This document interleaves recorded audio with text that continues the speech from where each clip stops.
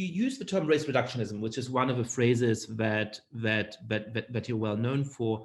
Mm-hmm. What is race reductionism, and why should we be worried about race reductionism? Right.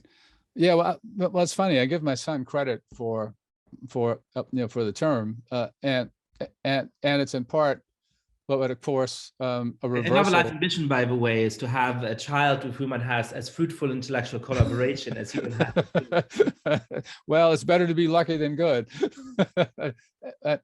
Yeah, and I'm pleased to have him as a colleague and also as a son. But on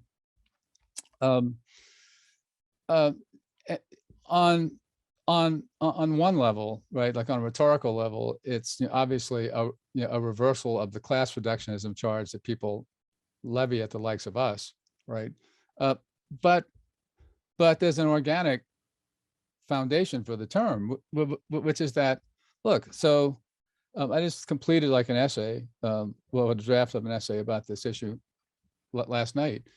But that so like if you start out from assumptions like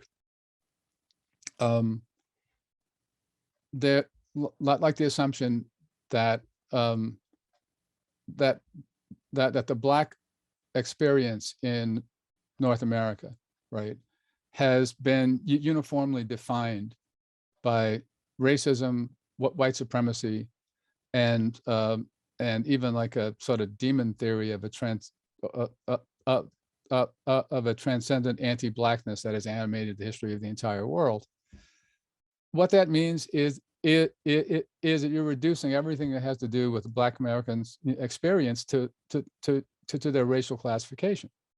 And we see that now, for instance, this just popped into my head because I quoted it, but shortly after the 2016 presidential campaign, or maybe it was a little later, it might have been in 2018, the MSNBC host, who I just described as a tribune of neoliberal anti-racism, Joanne Reed, in an interview with Trevor Noah on The Daily Show, just declared that Black people don't have an interest in stuff like free public higher education or Medicare for all, right? Or, a $15 an hour wage, or employment security, or access to a secure and dignified retirement. What Black people want is a reckoning, as they call it, and to have the racial conversation. And that can only work, first of all, if